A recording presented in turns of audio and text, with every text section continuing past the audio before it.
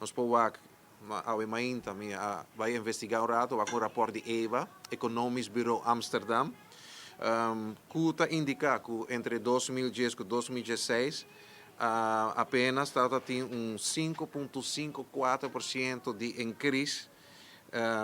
de economia de AVP. Mientras que nós podemos na 2017 para 2024 a economia cresce para o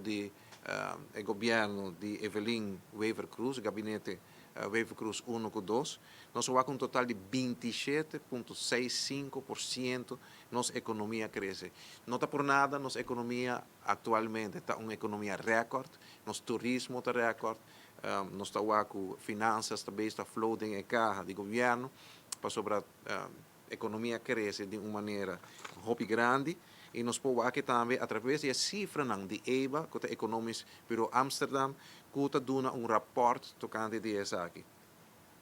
Também outra coisa que nós podemos é desemprego. Ora nós vamos que desemprego entre 2010 e 2017, nós podemos que essa aqui está average de 7,3%, é parte mais boa, para 10,6%.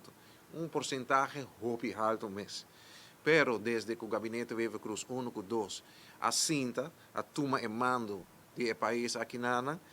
essa aqui está entre 2017 para 2024 de 8,92 com a Binhayele na 8,92 e a UE na 2024 está na 4%. Se você comparar com o qual está tempo que a AVP está assinta, a AVP tem 2,5 viaja mais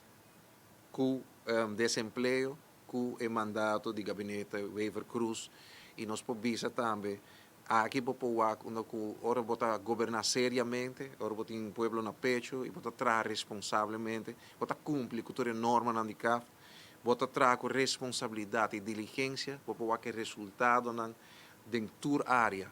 e nós podemos também que cifra não está ganha e rapport de EVA, Economisch Bureau Amsterdam, está dando toda indicação, para baixo na website, para pôr o rapport não para o mês. E assim é viagem mais me encorajar para educar o mês, para pôr a diferença entre governação de com o outro. Mirando também que o tempo de AVP está tempo de bonança, não há de aproveitar para direito à economia e finança, não há de barra e desemprego, senão nós podemos que toda coisa não está fora de controle, mas seguro, o gabinete Wever Cruz 1 e 2, nós podemos adelanto, nós podemos estabilidade e nós podemos progresso, apesar que está tem crise financeira, apesar que está tem pandemia, seguro, nós